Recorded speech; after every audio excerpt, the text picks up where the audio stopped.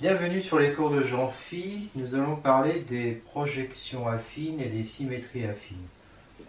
Alors on va commencer par des projections affines sur un hyperplan. Donc on est dans un espace affine de dimension supérieure ou égale à 2, éventuellement infini.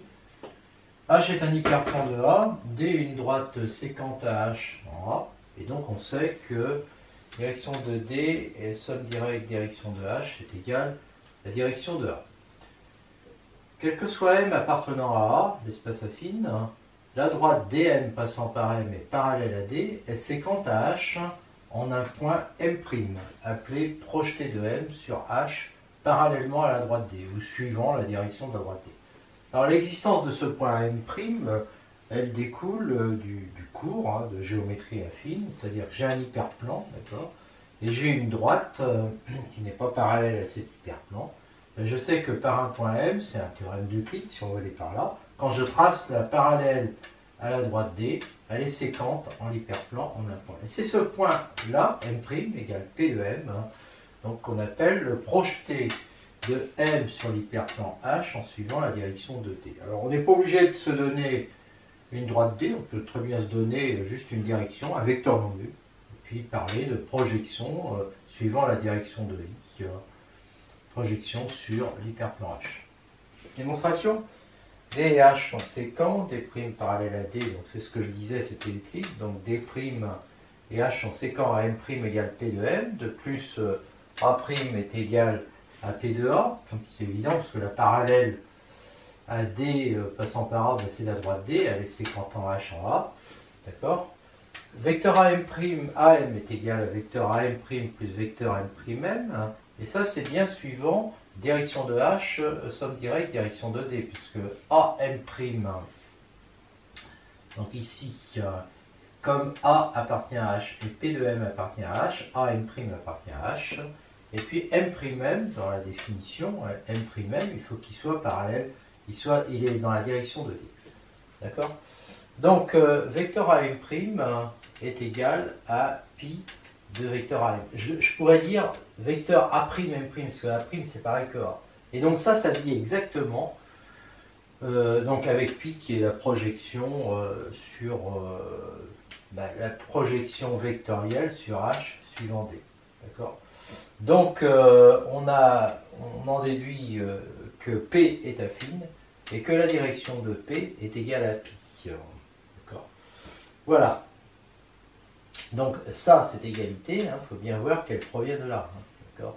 C'est parce qu'on a ça que vecteur AM' appartient à la direction de H, que vecteur M' appartient à la direction de D. On sait que quand on prend un vecteur dans l'espace vectoriel, il se décompose de façon unique comme ça. Donc AM' est égal à pi de A. Voilà, donc on a bien démontré qu'elle est affine et puis on a bien trouvé sa partie linéaire qui est égale à pi. L'ensemble des points invariants, c'est-à-dire les points fixes, P de M égale M. Et H et P rond P est égal à P, on dit que P est idempotent. Le noyau de la direction de P est égal à D. Bon, le noyau de la direction de P, on sait d'après le cours que c'est quart de pi, et donc ça fait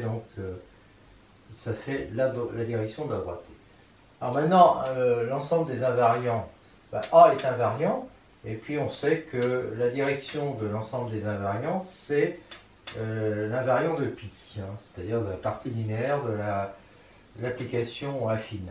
Et cours sur les projections vectorielles, ça c'est H, par définition d'ailleurs. Et donc l'invariant de P va être défini par le point A à la direction H, donc c'est H. Voilà.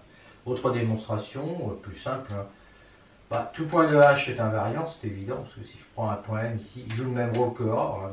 Quand je tracer la parallèle AD passant par M, elle coupe effectivement H en M. Donc H est donc inclus dans l'ensemble des invariants. Puis si M est invariant, ça veut dire que M' est égal à M. Mais comme M' appartient à H, ça veut dire que M appartient à H. Donc on a ça et donc on a ça. Voilà, alors P rond P égale P, quel que soit M appartenant à A, P de M appartient à H. Donc quand je lui rapplique P de M, puisque P de M appartient à H, P rond P de M est égal à P de M. Donc P rond P est égal à P, parce que ça c'est vrai quel que soit M dans l'espace. Symétrie par rapport à l'hyperplan H, suivant ou parallèlement à la droite D.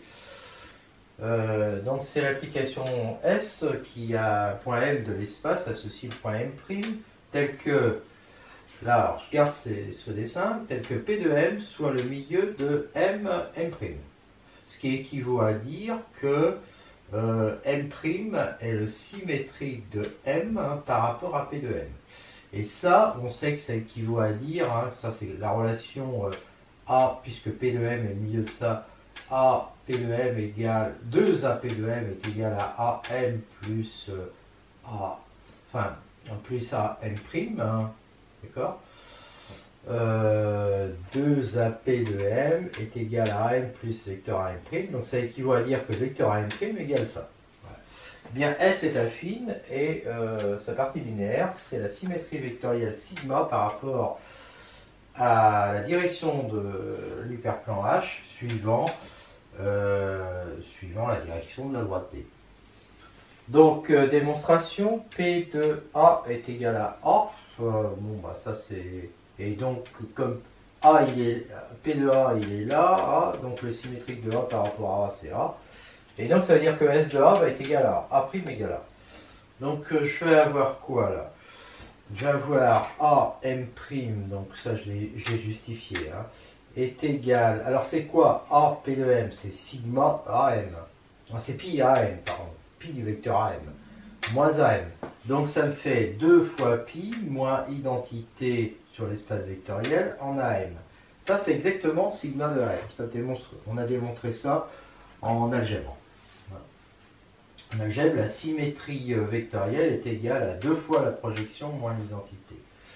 Donc bah, ça y est, c'est comme si j'avais A', M', puisque A' est égal à A, qui est égal à sigma AM, donc ça veut dire que S est affine, et que sa partie linéaire c'est sigma, pardon. C'est sigma. Voilà. L'ensemble des invariants de S est H, et S.S est égal à identité. Donc, ça, on appelle ça involution. Démonstration. Eh bien, A est invariant, j'ai déjà dit tout à l'heure, et la direction des invariants, c'est les invariants de sigma, donc c'est H. C'est la direction de H. Donc l'ensemble des invariants est défini par le point A et la direction H, donc c'est H. Et puis enfin, si je prends M, son image c'est M', donc j'ai AM seconde, alors, et puis son image à M', c'est M seconde. J'ai AM seconde qui est égal à sigma de AM' et AM' qui est égal à sigma de AM. Donc j'ai sigma rond sigma. Mais sigma rond sigma, c'est une projection vectorielle. Donc ça fait l'identité. Là aussi, c'est une involution. Donc c'est égal à identité de AM qui fait AM. Et donc j'ai M seconde est égal à M. Et donc ça veut bien dire que S rond S est égal à l'identité. Propriété. Soit F une application affine de l'espace affine A vers lui-même. On suppose que la partie linéaire de F est une projection vectorielle que j'appelle pi.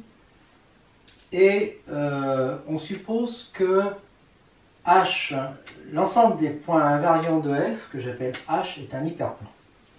Alors F est la projection affine sur H parallèlement à la droite D, à n'importe quelle droite D de direction pi. A est un point quelconque. Démonstration.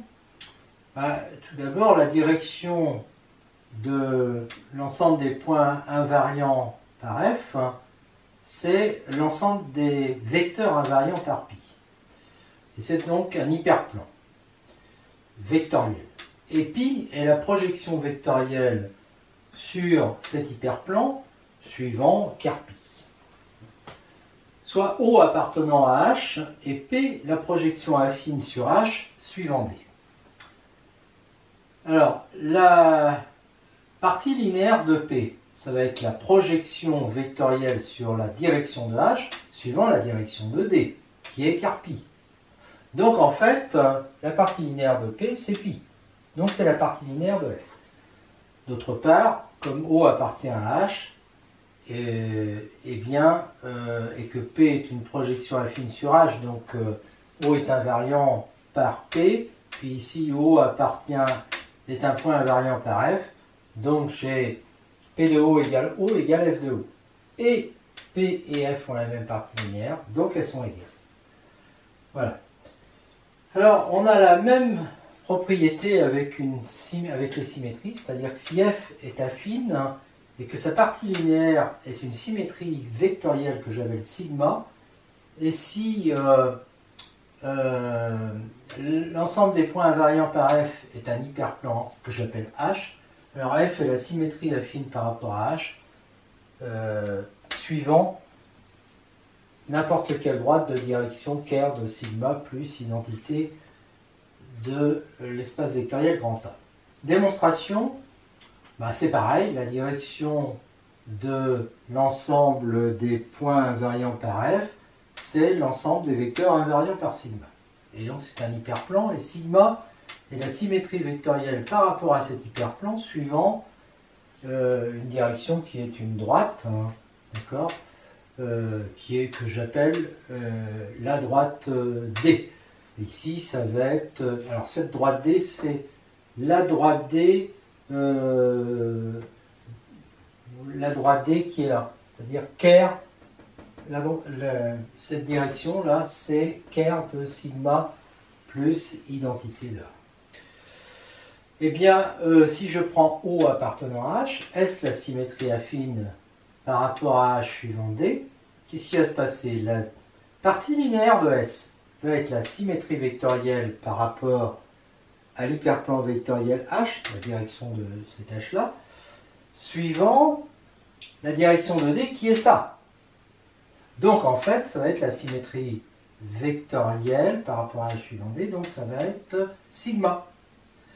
Donc la partie linéaire de S est la même que la partie linéaire de F. Et de plus, comme O appartient à H, donc c'est même démonstration, S de O est égal à O est égal à F de O, donc F est égal à S. Remarque, si P est une projection affine sur l'hyperplan H suivant la droite D, alors P de M est l'unique point M' appartenant à H tel que vecteur MM' appartient à la direction de D. Démonstration. Je prends O appartient à H, M' appartient à H et MM' appartient à la direction de D. J'applique Chal, vecteur OM' égale vecteur OM égale OM' plus M', c'est-à-dire moins MM'. Et là, j'ai un vecteur qui appartient à la direction de H et MM' appartient à la direction de D. Donc ça, c'est une écriture de OM suivant H plus D. Et donc P de OM, P c'est la projection sur H. Donc le projeté de OM, ça va être donc le vecteur OM', celui qui appartient à H. Et donc M' va être égal à O plus P de OM, c'est-à-dire P de M. Et ceci, quel que soit M appartenant à A, la propriété est démontrée. Remarque très importante, on peut avoir F application affine de A vers A, avec l'ensemble des invariants qui est vide, et sa partie linéaire qui est une projection vectorielle, respectivement une symétrie vectorielle. Dans ce cas, F n'est pas une projection affine, respectivement pas une symétrie affine, parce que justement, c'est ce qu'on va démontrer maintenant. En fait, pi, alors je donne un exemple. Pi, soit pi, la projection vectorielle sur l'hyperplan H, donc je prends une projection vectorielle sur un hyperplan, c'est facile à construire, et F qui a M fait correspondre A plus pi de OM en prenant vecteur OA non nul appartenant à H. D'accord? Eh bien, on a donc la partie linéaire de F qui va être égale à pi, ça provient de ça. Et dire que F de M est égal à M, ça équivaut à dire que vecteur AM est égal à pi de OM. Alors, premier cas, si vecteur OM appartient à H, pi de OM c'est égal à OM. Et donc ça fait OM égale à M, donc O égale à, or j'ai supposé vecteur OA non nul. Donc c'est faux. Et si OM n'appartient pas à H, alors je vais écrire que que AO plus OM égale pi de OM. Donc OM est égal à pi de OM plus OA.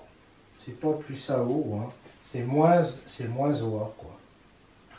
Oui, donc c'est plus OA. Oui, c'est ça.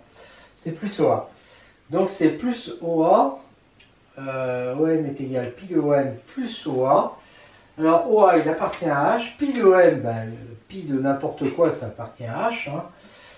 Alors que OM lui n'appartient pas à H. Donc c'est impossible aussi. Donc les invariants de F, ben, c'est vide.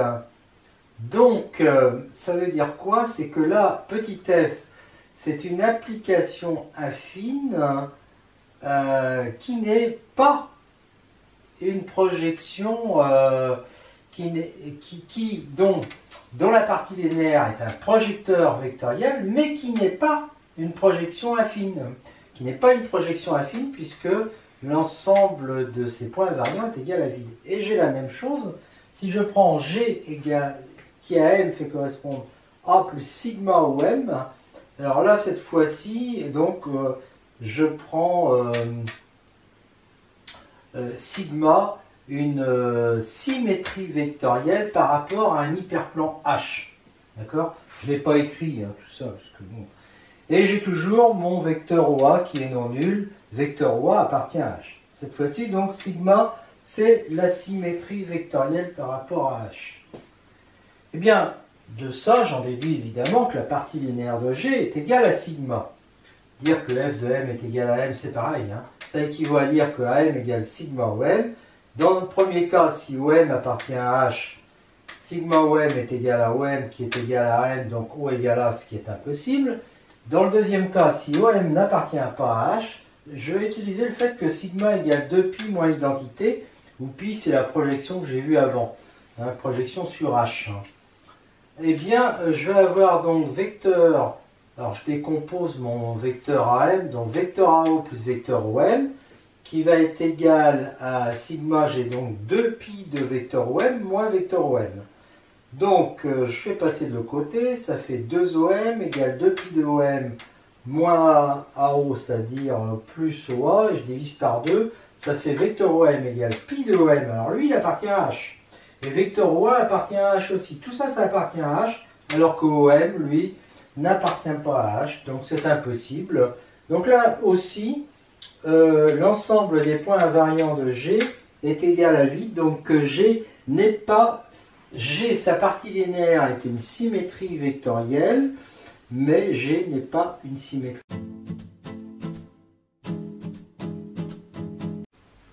Nous voyons maintenant deux exercices, deux applications donc de tout ce qu'on a dit avant. On est dans un espace de dimension 3 muni d'un repère et on a cette application qui est donnée par ce système et on va démontrer qu'il s'agit d'une projection.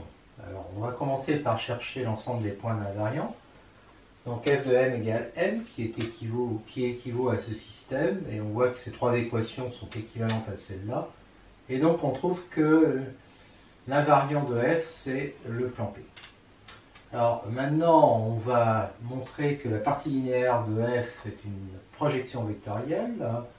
Donc sa matrice, elle s'obtient en enlevant les moins 6, moins 3, moins 6.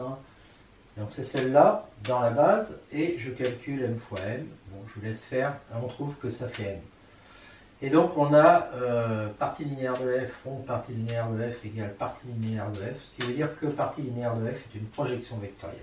Si je choisis le point A dans je choisis un point invariant, donc par exemple 0,03,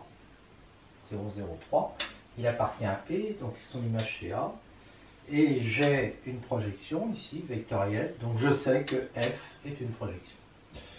Voilà. C'est une projection sur quoi? Il me faut sa direction. La direction va être donnée par le noyau de la partie linéaire. Et lui, à partir de la matrice, il faut que ça fois x, y, z, ça fasse 0. Donc j'obtiens ça, qui est équivalent à ça, qui me donne ça. Et donc je vois que c'est la droite vectorielle engendrée par alors x égale z, 2, 2 et 1. Donc non, 2, 1 et 2. Voilà. Donc je vais prendre comme droite la droite, je vais reprendre mon point A, AU, le point qui était invariant. Et donc là, je peux dire que P est une projection sur ce plan parallèlement à cette droite. Bon, je n'ai même pas besoin de vérifier hein, que f, si je peux le vérifier quand même, mais puisque je savais que f était une projection vectorielle, j'étais sûr, j'ai pas besoin de vérifier que f est supplémentaire du plan P. Mais ça se vérifie facilement, hein, parce que on prend l'équation vectorielle, enfin de la direction de P, c'est-à-dire x plus y moins z égale 0, on voit que quand on remplace par 2, 1, 2, ce vecteur n'en fait pas partie, puisque 2 plus 1, 3, moins 2, ça fait 1, c'est pas égal à 0. Exercice, je cherche la traduction analytique pour la projection P sur le plan P suivant la droite D, la symétrie, avec le plan P qui est donné comme ça et la droite D qui est donnée comme ça. Alors je remarque d'abord que le vecteur U n'appartient pas à la direction de P en remplaçant x par 1, y par 2, z par moins 1. Donc ça fait 1, moins 2, moins 1, moins 1, ça fait moins 2, ça fait pas 0, donc ça marche. Et donc ça veut dire que la direction de P et la direction de D sont bien supplémentaires et que D et P sont séquents. Alors, la projection à M, j'associe M'. Comment trouver M'? Je sais que M' doit appartenir à P et que MM' appartient à la direction de D. Donc, ça équivaut à dire que ça et ça. Alors, ça pour appartenir à P, et puis ça, M', les coordonnées, c'est x' moins x, y' moins y, z' moins z, ça doit être égal à lambda fois le vecteur U, ce qui donne ça. Je remplace x' par x plus lambda, y' par y plus 2 lambda, z' par z moins lambda là-dedans, et j'obtiens facilement que lambda est égal à ça. Je reporte mon lambda ici, et j'obtiens x', y', z'. Voilà. Et donc ma projection est donnée par ces équations. Hein, voilà, la traduction analytique de la projection. C'est ce système d'équations cartésiennes. Alors maintenant, pour la symétrie, je vais dire que P de M, la projection, donc le M' que j'ai trouvé là, il va être au milieu du segment, M, SM. Alors SM, je l'appelle comme ça. Hein. Donc ça veut dire par exemple que x' va être égal à x plus x seconde sur 2.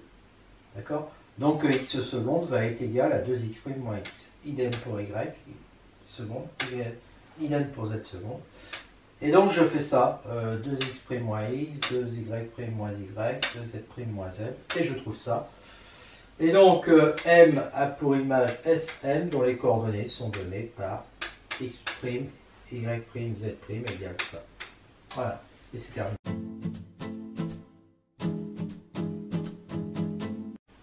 On voit maintenant une généralisation des projections affines ou des projecteurs affines.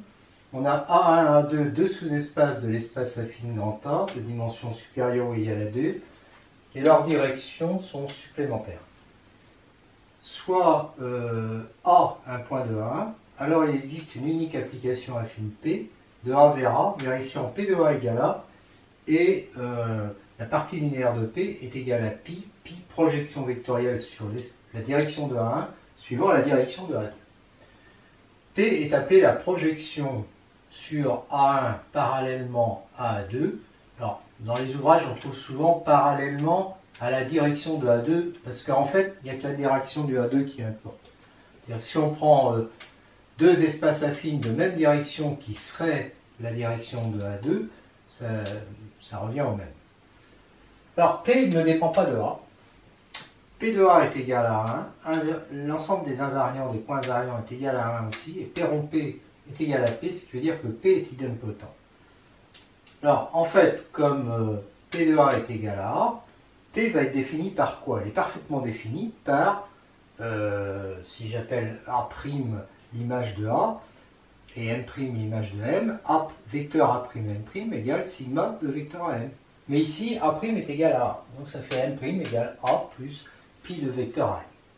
Alors quel que soit le point M appartenant à A, pi de AM appartient à la direction de A1. Ça, c'est la propriété des projecteurs vectoriels. Hein. Leur image est dans la direction de A1. Et A, là, on le sait, appartient à A1. Donc M', A appartient à A1, ça appartient à la direction de A1. Donc le résultat, c'est que M' appartient à A1. Donc P de A est inclus dans A1. Maintenant, si je prends un point M dans A1, le vecteur AM appartient à A1, et donc pi de AM est égal à M, et donc ça fait A plus AM, ça fait M. Donc M est égal à P de M. Donc ça, pour tout le point M de A1. Donc A1 est inclus dans P de A. Donc on a l'égalité.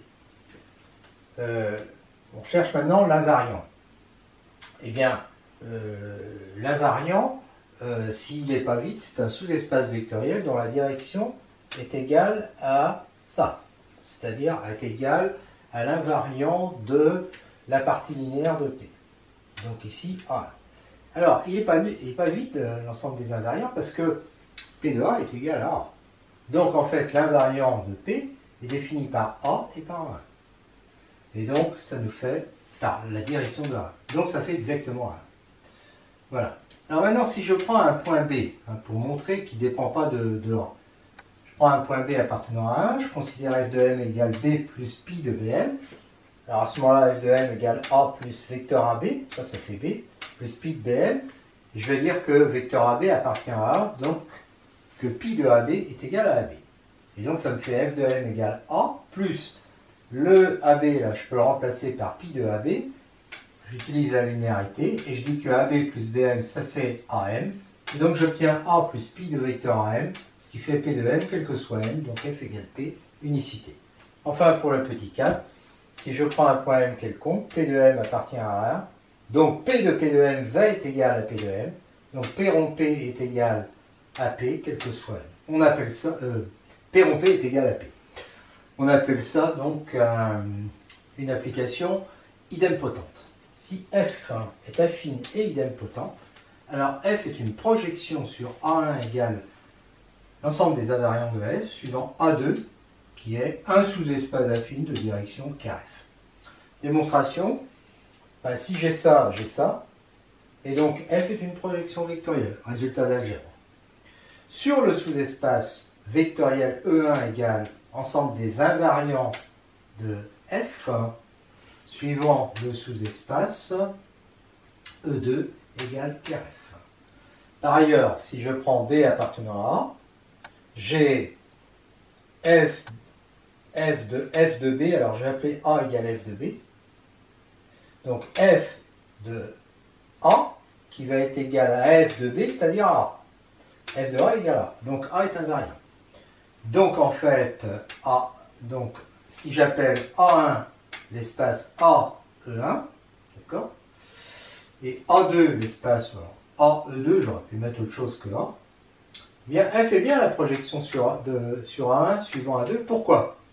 Parce que f de A est égal à A et que la direction de f, c'est la direction de f, eh bien c'est le projecteur, c'est une projection, c'est f flèche qui est un projecteur sur la direction de A1 suivant la direction de A2.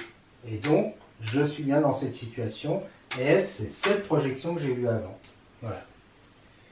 Symétrie affine par rapport à l'espace A1, donc c'est la même chose que là, parallèlement à A2, avec évidemment cette hypothèse, soit A appartenant à 1. Il existe une unique application affine f de A vers A, telle que S de A égale A, et partie linéaire de S égale sigma, symétrie vectorielle par rapport à 1, suivant A2, la direction de A2. Alors, elle ne dépend pas, elle non plus, de A.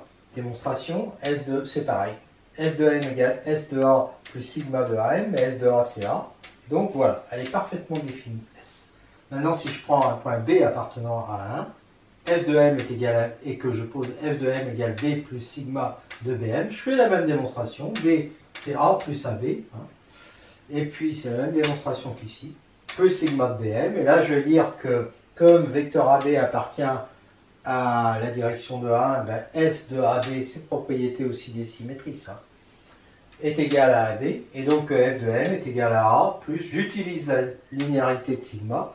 Sigma, je remplace donc AB par sigma de AB, donc ça fait sigma de AB plus BM, c'est-à-dire sigma de AM. Et donc j'obtiens A plus sigma de AM égale S de M, quel que soit M. Donc F est bien égal à S, ce qui veut dire que ça ne dépend pas du point. Propriété, soit S la symétrie par rapport à A1 parallèlement à A2. Alors, S rond S est égal à l'identité de A. On dit que c'est une involution. Donc, elle va être bijective et sa réciproque, c'est elle-même. Et l'invariant de S, l'ensemble des points invariants de S, c'est A1. Démonstration, si je prends A appartenant à 1, M a pour image M' égale A plus sigma M, dire que S de M est égal à M, ça équivaut à dire M' égale M, donc à M égale sigma à M, donc sigma moins l'identité de M égale 0. Donc à M égale appartient au noyau de ça, et le noyau de ça, on sait que c'est A1, cours d'algèbre, direction de A. Donc, comme A appartient à A1, on en déduit que M appartient à 1. Donc, comme on a des équivalences, ben ça donne tout de suite que l'invariant de S est égal à 1. Une autre démonstration, c'est de dire que S de A est égal à A, donc il y a au moins le point A qui est invariant, et que la direction de l'invariant de S est égale à l'invariant de sigma, qui lui est égal à la direction de A1. Donc ça veut dire que 1 de S est défini par le point A et par la direction A1. Donc c'est bien A1 puisque A appartient à A. S rond S, S rond S, on sait déjà qu'au niveau des symétries vectorielles, on a sigma rond sigma qui est égal à l'identité sur l'espace vectoriel A. D'accord? Donc ça veut dire que partie linéaire de S, rond partie linéaire de S, ça fait l'identité, et en même temps S rond S de A est égal à A. Donc ça veut bien dire que S rond S est égal à l'identité de A. Remarque, si M appartient à A appartient toujours à A1, vecteur AM se décompose de façon unique en U1 plus U2 suivant direction de A1, somme directe direction de A2. Il existe M1, M2 unique, tel que U1 égale AM1, U2 égale AM2, et donc j'ai AM égale AM1 plus AM2 suivant ça, et on sait que la projection pi, projection vectorielle, consiste à envoyer ce vecteur sur celui-là, et que la symétrie vectorielle consiste à envoyer ce vecteur AM sur AM1 moins AM2. Bon, P de M, c'est A plus pi de AM, hein. D'accord? Donc ça va faire A plus, alors pi de AM, c'est AM1, et donc ça fait M1. Donc en fait, le point M1 que j'ai trouvé ici, c'est P de M. C'est P de M. Alors pour ici, AM1 moins AM2. AM2 c'est AM moins AM1. Donc ça fait 2 AM1 moins AM. Donc ça fait que S de M est égal à A plus 2AM1, c'est-à-dire 2AP de M, moins AM. Bon, on pouvait retrouver ça d'une autre façon, parce qu'on sait que sigma, c'est 2pi moins identité sur l'espace vectoriel A. Donc ça fait S de M égale A plus 2pi de AM, c'est-à-dire 2 fois AP de M, moins identité de AM, c'est-à-dire moins AM. Voilà. Une autre façon de dire aussi, c'est que APM, alors si je fais passer A de l'autre côté, donc ASM plus AM, ça fait 2 APM. D'accord? Et ça nous dit quoi? Ça nous dit que APM est égal à 1,5 de vecteur AM plus vecteur ASM. Et ça dit exactement que P de M est le milieu de MSM. D'accord? Donc, encore une autre façon de voir, c'est de dire que SM et le symétrique de M par rapport à Pm. Bon, chose qu'on voyait très très bien avec, la projection sur un hyperplan et la symétrie par rapport à l'hyperplan qu'on avait vu avant. Une dernière remarque, P de M est l'unique point M' appartenant à 1 tel que MM' appartient à la direction de A2. Démonstration. Si je suppose MM' appartenant à la direction de A2, j'ai AM' moins AM, hein, parce que MM' c'est AM' moins AM, qui est égal à un vecteur U2 appartenant à A2. Bon, le vecteur AM va donc être égal à vecteur AM' moins vecteur U2. Mais A, il appartient à 1. Et si je veux que M' appartienne à 1, ça veut dire que AM' appartient à la direction de 1. Donc là, j'ai un vecteur qui appartient à la direction de 1, un vecteur qui appartient à la direction de A2. Et dans ce cas-là, je sais que le vecteur suivant la direction de 1, ça va être le projeté de AM. Donc ça veut dire que AM' est égal à sigma AM. D'accord? Mais sigma AM, c'est AP de M, parce que P, c'est le vecteur AP de M. Parce que P de M est égal à A plus sigma M. Donc AM' égale AP de M, ça implique que M' égale P de M. Donc M', enfin P de M plutôt, c'est le seul point M' appartenant à 1, vérifiant vecteur MM' appartient à la direction de A2. Alors, une remarque évidente qu'on n'utilisera quasiment jamais, c'est un cas très particulier, des cas très particuliers. Donc, avec les notations habituelles, à savoir A1, A2, deux sous-espaces affines supplémentaires de A, P la projection sur A1 parallèlement à A2 et S la symétrie par rapport à 1 suivant A2. P est l'identité si et seulement si A1 est tout l'espace et A2 est un singleton. P est une application constante si et seulement si A1 est un singleton et A2 est tout l'espace. S est l'identité si et seulement si A1 est tout l'espace et A2 est un singleton.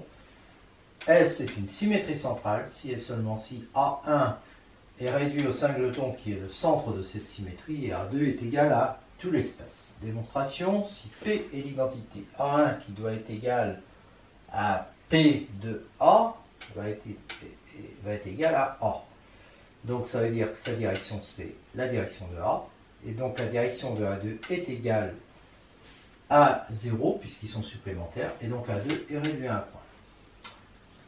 Si S est l'identité de A, P de M qui doit être le milieu de MSM, et comme SM ça fait M, ça va être M. P de M va toujours être égal à M, donc P va être l'identité. Et donc d'après ce que j'ai dit avant, A1 est égal à tout l'espace et A2 est réduit à un point. Donc, alors à un point qui est à un point. Voilà. Réciproquement, supposons que A1 soit égal à A, hein, on a démontré ça. Donc on va démontrer que ça implique ça. Supposons que A1 soit égal à A et que A2 soit réduit à un point.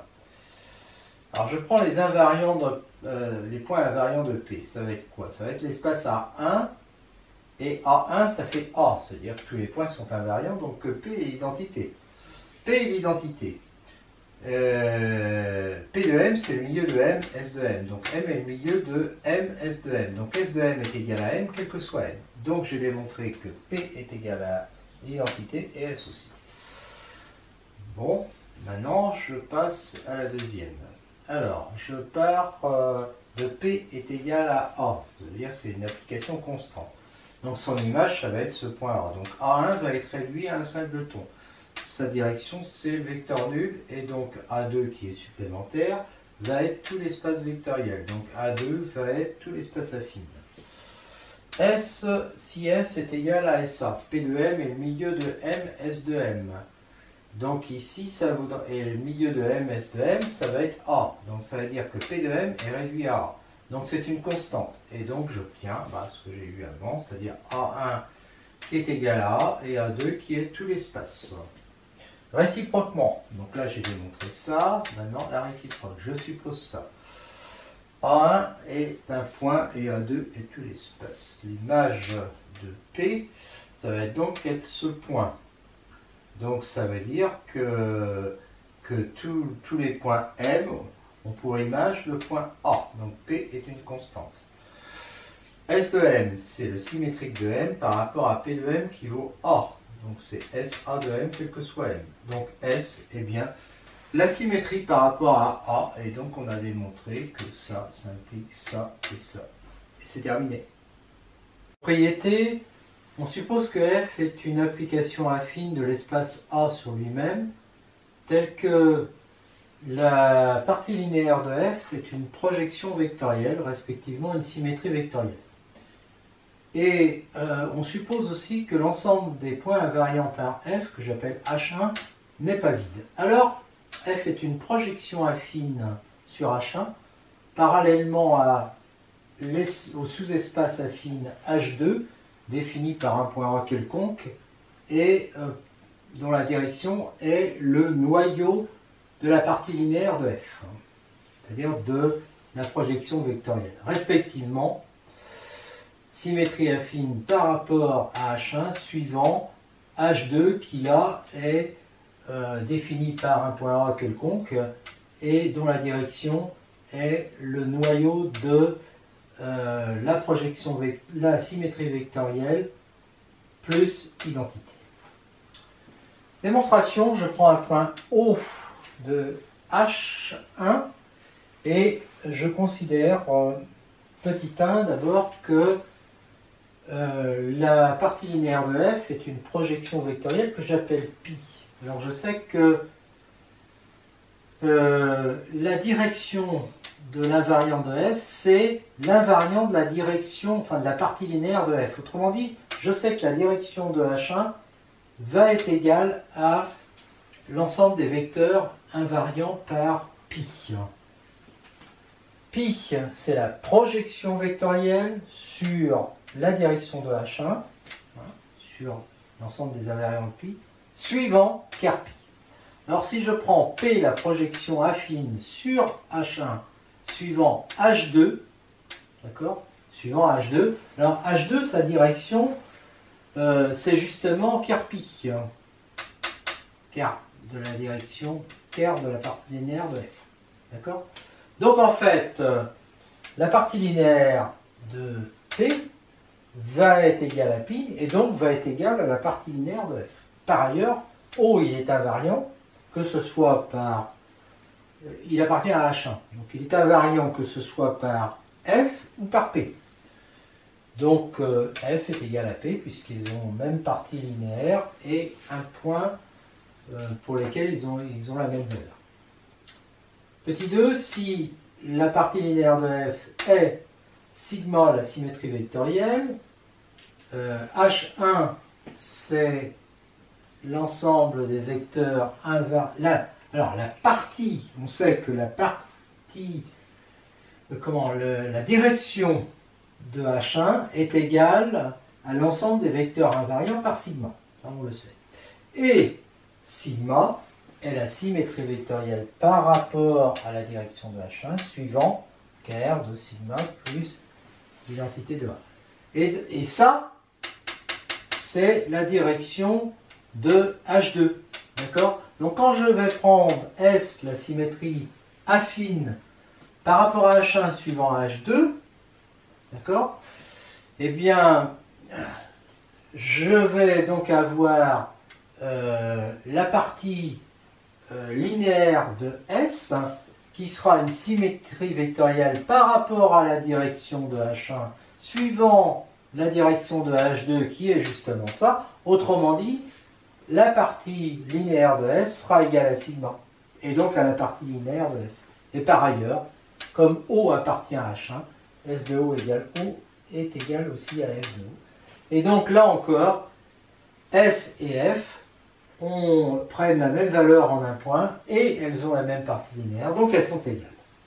Remarque, si partie linéaire de F est une projection vectorielle, respectivement une symétrie vectorielle, il est possible que l'ensemble des points invariants de f soit égal à vide.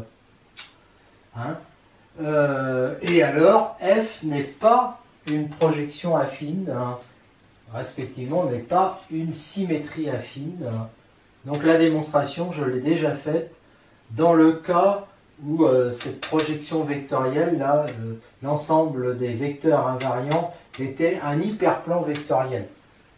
Hein. Et je l'ai faite aussi quand la partie linéaire de f est une projection vectorielle sur justement cet hyperplan vectoriel H, hein, et respectivement quand c'est une symétrie vectorielle par rapport à H. Tout ça, ça a déjà été fait.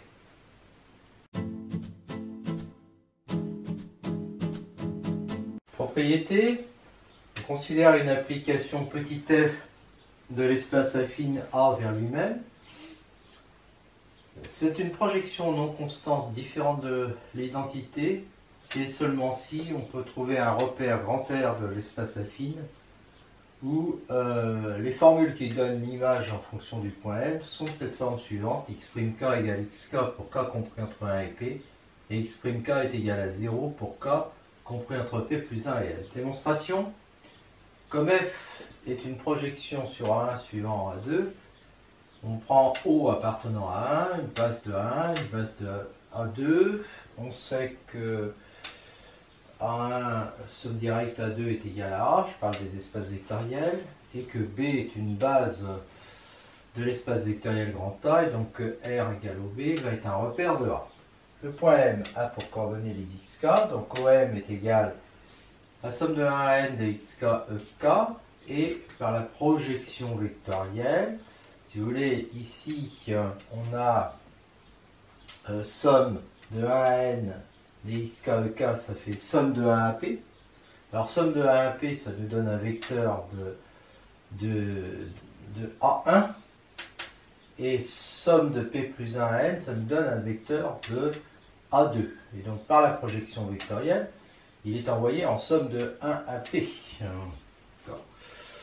Parce que somme de p plus 1 à n appartient à 2. Donc on va obtenir que le projeté de vecteur OM, c'est ce vecteur-là. Et P de M est égal à O plus le projeté, donc il va rester que ça, et donc que ces coordonnées-là, et donc on obtient ça. Maintenant, réciproquement, si on a des formules comme ça, on prend O, donc le centre du repère, B1 de 1, alors les E1, E2 jusqu'à EP, ils vont engendrer un sous-espace vectoriel E1 de l'espace vectoriel direction de A. B2 est engendré par EP plus 1 jusqu'à EN, donc ça, non, B2 c'est la base qui engendre le sous-espace vectoriel E2, pardon. A1, on peut prendre l'espace O E1, A2 l'espace affine O E2, et donc évidemment, comme on a scindé la base en deux, on a E1 somme directe 2 qui est égal à la direction de A. Le vecteur OM, il est égal à ça, d'accord, suivant la somme directe, et les formules nous permettent de dire qu'il est envoyé en somme de 1 à P dxk ek, qui appartient à A1. Donc on a bien affaire à une projection vectorielle. Pi de OM est égal à la somme de 1 à P dxk ek. Comme O appartient à 1, M' est égal à O plus pi de OM, ça nous fait exactement P de M. Voilà. Donc c'est bien la projection sur A1 suivant A2. Alors elle n'est pas constante. Alors cette histoire de ne pas être constante et d'être différente d'identité. Hein. Donc ici, là, c'était pour dire que en fait A1 n'est pas de dimension 0, n'est pas réduit à un point, et puis A2 n'est pas réduit à un point non plus. Ce qui nous a permis ici de prendre des bases, hein, d'accord. Et puis dans l'autre sens, ça nous a aussi permis de prendre des bases parce que K n'était pas égal à 1, d'accord, et P n'est pas égal à 1 et P n'est pas égal à N. Donc A1, A2 ne sont pas réduits à un point ou à l'espace. Parce que je rappelle que si A2 est réduit à l'espace, la projection c'est l'identité. Et si A2 est réduit à un point, c'est-à-dire que A1 c'est l'espace, à ce moment-là, la projection elle est constante. Propriété suivante, la même chose avec les symétries. Donc F est une symétrie qui n'est ni centrale ni l'identité, pour les mêmes raisons qu'ici. Si et seulement si on peut trouver un repère où on a ces formules-là. La démonstration est identique. Hein. On considère O appartient à 1, on fait une base de A1, une base de A2, on les réunit, on a un repère de A, et puis on a ça. D'accord ? On a ça. Qui appartient à la direction de A1, qui appartient à la direction de A2, et comme on fait une symétrie, eh bien la symétrie vectorielle transforme en U1 moins U2, c'est-à-dire je remplace le plus en moins, et j'obtiens tout de suite ces formules qui sont ici. Hein, il y a une partie avec où c'est égalité, puis là c'est opposé. Et donc on a le résultat, et inverse, l'inverse est aussi identique, c'est-à-dire que on a une base de l'espace vectoriel 1, une base de l'espace vectoriel 2. On prend A1 égale OE1. Alors O c'est le centre du repère. D'accord, A2 égale OE2. Et puis on constate que le vecteur OM' est égal à ça. Donc il est égal à sigma de OM. Et donc M' est égal à O plus sigma de OM, c'est-à-dire exactement S de M. Dans la symétrie par rapport à 1 suivant A2. Alors je vais commencer par la remarque parce qu'elle découle directement des résultats qu'on vient de voir. Si f est une application affine de A vers A et que l'ensemble de ces points invariants n'est pas vide, c'est une projection affine si et seulement si sa partie linéaire est diagonalisable de valeurs propres 0 et 1, et c'est une symétrie affine si et seulement si sa partie linéaire est diagonalisable de valeurs propres 1 et moins 1. En effet, c'est une projection affine si et seulement si on peut trouver un repère dans lequel on a des expressions comme x'k est égal à xk un certain nombre de fois, et puis x'k est égal à 0 un certain nombre de fois. C'est équivaut exactement à dire diagonalisable de valeurs propres 0 et 1. Et pour l'autre, symétrie affine, c'est on a un repère dans lequel on a des expressions du type x'k est égal à xk pour certaines et x'k est égal à moins xk pour d'autres. Donc c'est exactement dire ça. Voilà. Et on finit par un exercice. Il va falloir trouver les expressions analytiques d'une projection et d'une symétrie. Alors sur une droite par rapport à un plan. Donc un espace de dimension 3, une base, un plan P, une droite. Et on considère la projection sur D parallèlement à P, donc plutôt habitué à faire l'inverse. Et S, la symétrie par rapport à D suivant P. Bon, on peut vérifier facilement que U n'appartient pas à la direction de ce plan, parce que 2 fois 1 plus 1 plus 3 fois 1, ça fait 6, et c'est pas égal à 0. Donc on a bien P plus D qui est une somme directe qui fait l'espace vectoriel grand A. M de coordonnées x, y, z, M' égale Pm de coordonnées x', y', z'. On sait que M' appartient à D, que MM' appartient à P, donc j'exprime les deux. M' appartient à D, donc A, M' est collinéaire à U, ce qui me fait que je pourrais Z' égale lambda, Y' égale lambda, X' égale lambda plus 1. Et puis le vecteur MM' il a pour coordonnées x' moins x, y' moins y et z' moins z. Je le mets dans l'équation cartésienne de la direction du plan P, donc j'enlève le plus 1, donc ça fait 2 facteurs de x' moins x plus y' moins y plus 3 facteurs de z' moins z est égal à 0. D'où j'obtiens facilement ça, puis ça, et après, je vais remplacer lambda et je vais dire que z' égale lambda, y' égale lambda, x' égale lambda plus 1, ce qui me permet d'obtenir cette expression analytique de ma projection affine P. Pour la symétrie, ben, je vais dire que P de M est le milieu de MSM.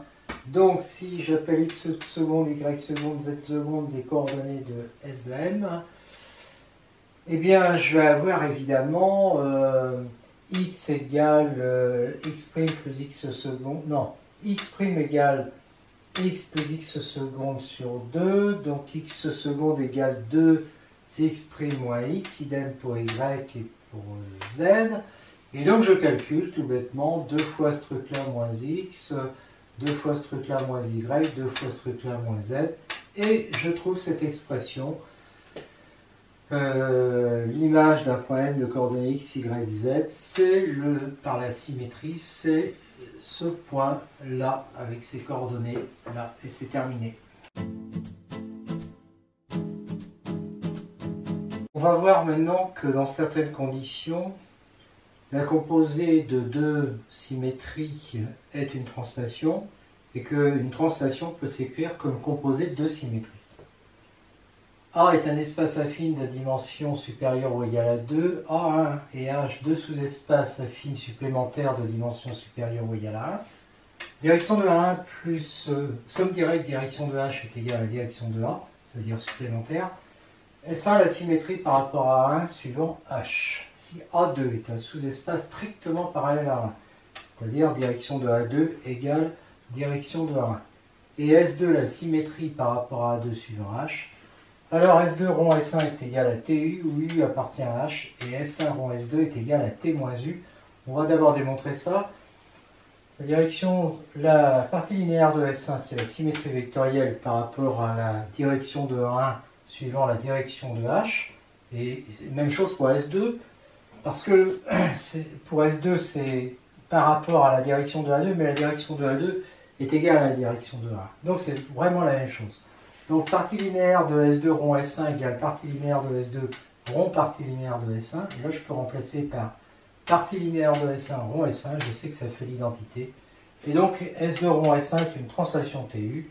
Et quand je passe aux inverses, ça veut dire que à l'inverse de ça c'est inverse de S1 rond inverse de S2. Mais inverse de S1 c'est S1 parce qu'elle est involutive. Inverse de S2 c'est S2. Et l'inverse de TU c'est T moins. Voilà. Donc j'obtiens exactement ça.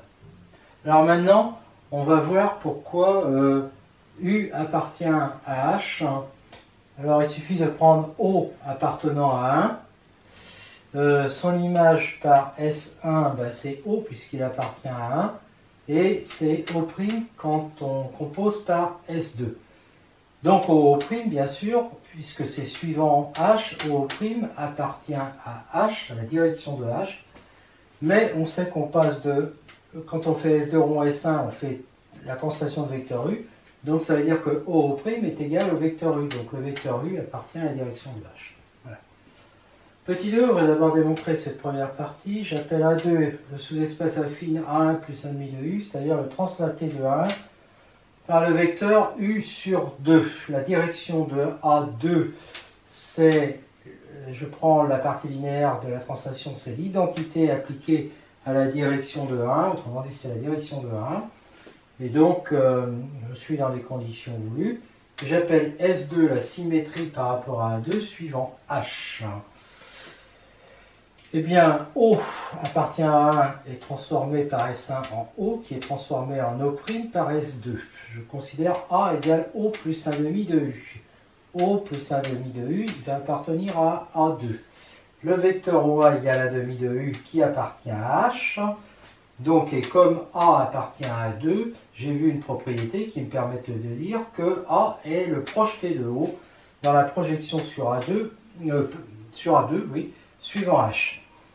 Donc, qu'est-ce qui va se passer pour S2? Il va se passer que A, donc le projeté de O, va être au milieu de OS2 de O. C'est-à-dire de O'. Donc O' est égal à 2 vecteurs OA est égal à U. Donc ça veut dire que O' est le translaté de O dans la translation de vecteur U. Voilà. Mais par ailleurs, j'ai la direction de A2 qui est égale à la direction de A1. Donc S2 rond S1, je sais que c'est une translation. Et donc, comme comme dans S2, rond S1, O est envoyé à O', c'est la translation de vecteur OO' qui fait U. Donc j'obtiens bien égal TU.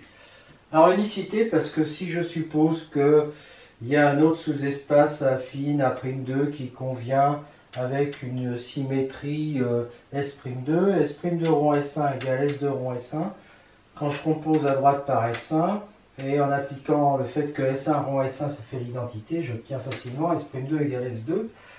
Et S'2 comme c'est la symétrie par rapport à A'2 et S2 par rapport à A2, bah A'2 va être égal à A2 qui est en fait l'inverse de l'ensemble des points invariants de S2. Donc il y a unicité de A2. Et puis pour le petit b, bah, on remarque que si TU est égal à S1 rond S3, ça équivaut à dire que T moins U est égal à S3 rond S1. Et ça, eh bien, on vient de démontrer qu'il était possible de trouver S3 en considérant le sous-espace affine A3 est égal à A1. Alors là, évidemment, à la place de U, je mets moins U, c'est-à-dire moins U sur 2. Donc sur le dessin, là, je passais de 1 à 2 en faisant la translation U sur 2. Là, je passe de 1 à 3 en faisant la translation moins U sur 2. Le vecteur U, il est là. D'accord? Voilà. Et donc, j'ai unité de A3 qui est égale à 1 moins U sur 2. Et S3 est la symétrie par rapport à A3 suivant H, qui est résumé ici.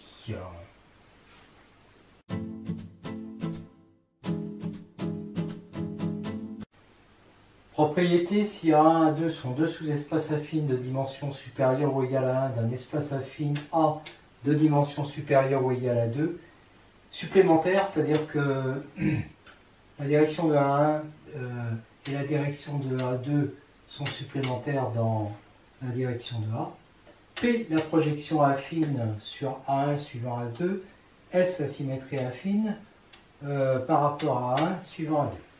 Et U, un vecteur qu'on pourrait prendre non nul, parce que dans le cas où U est nul, tout ça c'est évident, appartenant à A2, à la direction de A2.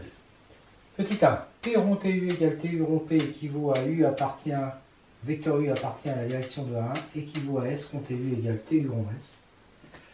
Si U n'appartient pas à A2, P rond TU, TU rond P ne sont pas des projections, S rond PU, TU, TU rond S ne sont pas des symétries. Si U appartient à 2, ce sont des projections, ce sont des symétries. Démonstration, on prend O appartenant à 1. F égale P rond TU, G égale TU rond P. Bah, elles ont la même partie linéaire qui est partie linéaire de F rond identité, donc ça fait partie linéaire de P rond identité, ça fait partie linéaire de P. Puis là, identité rond, partie linéaire de P, ça fait la même chose, donc elles ont la même partie linéaire, donc elles sont égales si et seulement si f de O est égal à G de O. Alors, O, il est projeté en haut, et son image par la translation, c'est A. Vecteur U égale vecteur OA. Dans l'autre sens, O a pour image A qui est projeté en O'. Alors, dire que O est égal,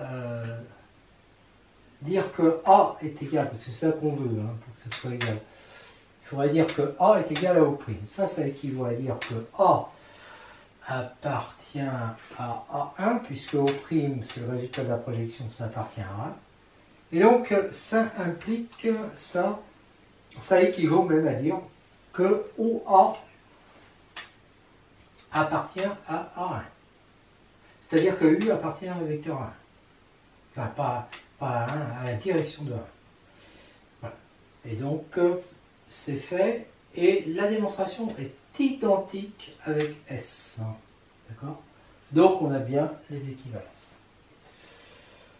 Petit 2, on va démontrer, pas forcément en suivant cette logique. Hein. Petit 2, petit 1.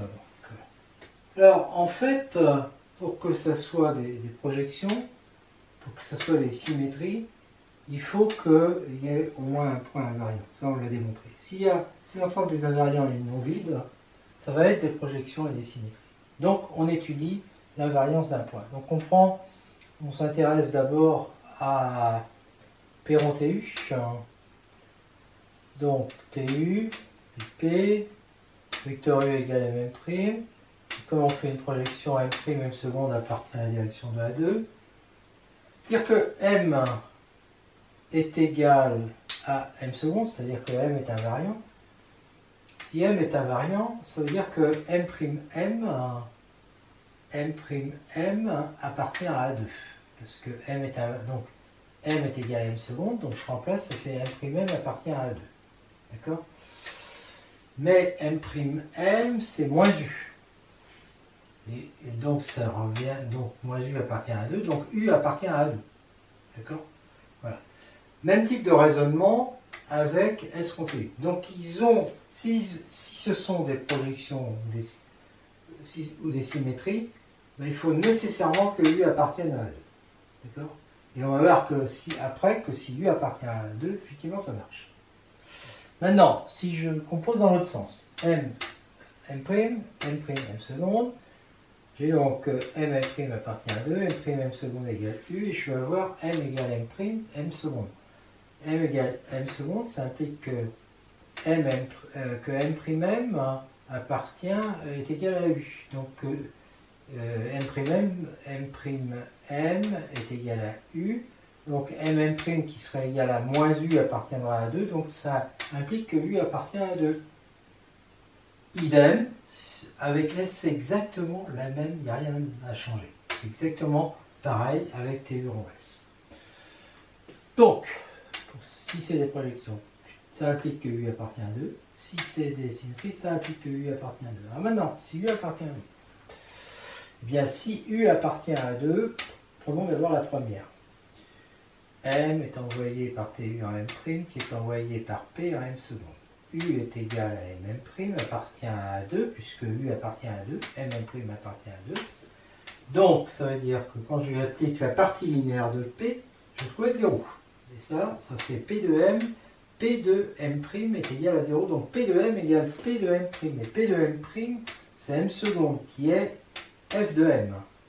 Donc ça fait P de M égale F de M, quel que soit M, donc F égale P, et donc F est une projection, et c'est même exactement égal à P. Petit 2, maintenant je prends TU rond P. Là je considère H, le sous-espace affine à 1 plus I, c'est-à-dire le translapé de 1 par rapport dans la translation de vecteur U, donc sa direction, c'est l'identité de la direction de 1, donc c'est la direction de 1. Et si je prends O appartient à H, il est transformé, alors ça veut dire, comme il appartient à H, c'est un A plus U, A appartenant à 1. O est projeté en A, car A appartient à 1, et OA, qui est égal à moins U, appartient à 2. Donc j'ai une propriété qui me dit que forcément O est projeté en A. A par TU, son image c'est A plus U, et du coup ça va faire 0. Ça va faire 0 parce que OA est égal à moins U. Donc G de O est égal à O. G de O est égal à O, mais partie linéaire de G est égale à partie linéaire de P, parce que ça fait identité rond partie linéaire de P. Et donc il y a un point invariant, donc ça y est, G va être la projection sur l'espace défini par ce point invariant et puis l'ensemble des invariants de la partie linéaire de G qui est aussi celle de P, c'est-à-dire la direction A1. Donc c'est H, suivant A2. Et donc c'est terminé pour... donc on a traité TU rond P, P rond TU. Alors maintenant pour les symétries c'est plus facile compte tenu de ce qu'on a déjà démontré. Parce que TU, j'ai déjà démontré que comme U appartenait à A2, TU, il peut s'écrire S3 rond S1 et aussi S1 rond S4. D'accord? Les S3 et S4 sont des symétries par rapport à des espaces qui sont strictement parallèles à A1 suivant A2. TU rond S1, ça va donc donner S3 rond S1 rond S1, donc ça va donner S3. D'accord? Et S1 rond TU, ça va donner S1 rond S1 rond S4, et donc ça donne S4. Donc je vois que TU rond S1, S1 rond TU sont des symétries et c'est gagné.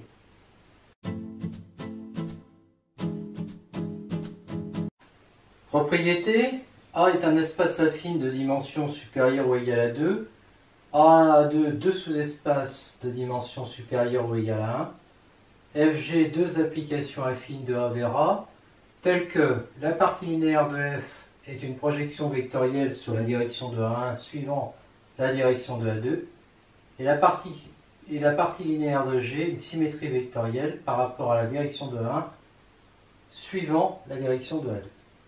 Alors il existe un unique vecteur U appartenant à la direction de A, une unique projection affine P telle que F est égal à P rond TU égale TU rond P. On a nécessairement U appartient à la direction de A. Il existe un unique vecteur V appartenant à la direction de V et une unique symétrie affine S telle que G est égal à S rond TV égale TV rond S, et on a nécessairement V qui appartient à la direction de A1. Alors ça, on sait que U appartient à la direction de A1 parce que quand on a cette égalité, c'est automatique. Là aussi. Donc ça a déjà été démontré. Unicité, donc dans le cas de F, si on a ça, alors U appartient à 1, déjà vu. La partie linéaire de F est égale à la composée de la partie linéaire de TU, c'est-à-dire l'identité, rond partie linéaire de T. Donc elles ont même partie linéaire, ça veut dire que la partie linéaire de F, c'est une projection vectorielle sur la direction de 1, suivant la direction de A2. Donc, TU de A, alors TU de A, TU c'est une bijection, TU de A c'est A. Donc, F de A, ça va être TU de P de A, ça va faire P de A. D'accord?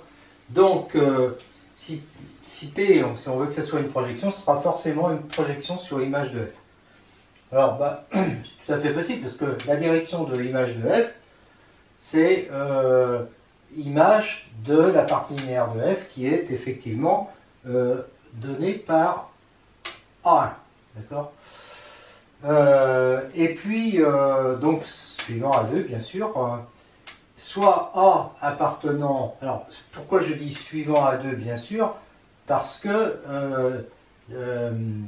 la partie linéaire de P, c'est la partie linéaire de F, donc c'est une projection par rapport à la direction A2, donc suivant A2. Soit A appartenant à l'image de F, donc par la projection P est transformée en A, par la translation en A plus U, mais comme A plus U est égal à F de A, alors elle est égale à F de A parce que F est égal à TU rond P, d'accord? Donc ça veut dire que le vecteur U va être égal au vecteur A F de A. Voilà. Et donc ça définit bien qu'il est unique. Alors, parce que j'ai choisi au départ un point A et je vois que U est forcément égal à ça. Donc il est unique, et puis P aussi était parfaitement défini, donc l'unicité c'est réglé. Existence, je prends A appartient à l'image de F, donc ça veut dire que A est égal à F de O. Je prends vecteur U égale A F de A, P la projection sur l'image de F suivant A2, donc évidemment au passage j'ai ça, comme je l'ai déjà dit tout à l'heure. Alors ici je vais avoir A F de A comme A c'est F de O, donc ça fait direction de F de O, F de A, et bien ça fait partie linéaire de F appliquée au vecteur A, et donc ça va appartenir à l'image de la partie linéaire de F qui est la direction de A. Donc ça veut dire que le vecteur U appartient à A, et donc P rond TU va être égal à TU rond P. Par ailleurs, A est projeté en A, avec la translation ça fait A plus U qui est égal à F de A. Donc quand je prends la partie linéaire de F, c'est évidemment la partie linéaire de TU rond P, parce que c'est l'identité, et F de A est égal à TU rond PA. Donc en fait, ces deux applications, F et TU rond PA, sont les mêmes. Donc F égale TU rond P, pas PA, mais TU rond P. Et donc, et en plus, comme U appartient à la direction de A1, c'est égal donc à P rond TU. Alors maintenant pour G, qui est égal à TV rond S. Alors si on veut que ça soit égal à S rond TV, là aussi, ça implique que V appartient à la direction de A1 déjà vue. On a aussi direction de G égale direction de S pour la même raison. Et maintenant, supposons qu'il y en ait une deuxième. D'accord? Toujours avec V' appartient à la direction de A1 et que...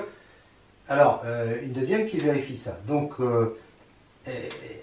alors on a là aussi, ça vient que du fait que la partie linéaire des translations c'est l'identité, on a aussi ça. TV rond S égale TV' rond S', ça va impliquer quand on compose à gauche par T la translation de vecteur moins V' et à droite par S, ça implique qu'on a ça, parce que S rond S fait l'identité. D'accord? Et S' rond S, on est d'accord que ce sont des projections par rapport à... non, des symétries par rapport à des sous-espaces qui ont la même direction, parce que la direction qu'ils ont, c'est la direction de... c'est cette direction-là, d'accord? Puisque c'est la direction de G, d'accord? Or, G, on me la donne comme la partie linéaire de G est donnée comme une symétrie vectorielle par rapport à ça. Donc on sait que dans ce cas-là, quand on les compose, ces deux symétries, on obtient une translation, et on obtient une translation d'un vecteur qui lui appartient à la direction de A2. D'accord? Parce qu'elles sont toutes les deux suivant A2. Donc ça veut dire que le vecteur V moins V', il faut qu'il appartienne à la direction de A2. Alors je redis. G est égal à la direction de G, c'est la direction de S et de V', donc des symétries par rapport GVAP H et H' suivant A2, et puis on a ça, donc S' rond S, c'est exactement ce que j'ai. D'accord? Mais V moins V', il appartient à A1, direction de A1, et les espaces direction de A1 et direction de A2 sont supplémentaires. Donc V moins V' est égal à 0. Leur intersection est nulle. Donc le vecteur V est égal au vecteur V', donc les translations sont les mêmes. Donc puisqu'elles sont les mêmes, qu'est-ce qui va se passer ici? Ça c'est la même chose, j'obtiens tout de suite que S est égal à S'. D'accord? Et comme S est égal à S', les éléments caractéristiques de S vont être les mêmes, donc l'hyperplan va être les mêmes, etc. Donc il y a bien unicité. L'existence, c'est un peu plus compliqué, je prends un point quelconque, A' est égal à G de A, alors G de A, oui c'est ça, I milieu de AA', H c'est cet espace qui passe par I et de direction A1, S la symétrie par rapport à cet espace suivant A2, et donc forcément j'ai la direction de S qui est la même que la direction de G, jusque là, pas de surprise, c'est tout ce qu'on a dit jusque là. A1, ça va être le symétrique de A, donc par rapport à H suivant A2, et U, le vecteur A1, A'. O, le milieu de A1. Alors là, je regarde. Vecteur A1, A', il est égal à vecteur A' moins vecteur AA1, c'est du châle. Donc, mais le vecteur AA', c'est 2 fois le vecteur AI. D'accord? Et le vecteur AA1, comme il y a une symétrie, O, alors là, ce vecteur AA1, on est ici. Le vecteur AA1, il est donc dans la direction de A2. D'accord? Il est donc dans la direction de A2, et O est donc le projeté de A, puisque A, vecteur AA1, coupe H en O, et que O donc appartient à H, et que vecteur A1 appartient à 2, O c'est le projeté de A. Et donc le symétrique, c'est AA1 égale 2 fois vecteur AO. Et donc ici, je remplace A1 par 2 fois vecteur AO, et si bien que ça me fait 2 fois vecteur OI. A1 A' est égal 2 fois vecteur OI, et comme OI appartient à H, ce vecteur-là appartient à la direction de H, qui est la direction de A1. Donc, voilà. Et donc, je pose U égale A1 A'. Donc maintenant, je regarde. A est transformé par S en A1, qui est transformé par la translation de vecteur U en A'.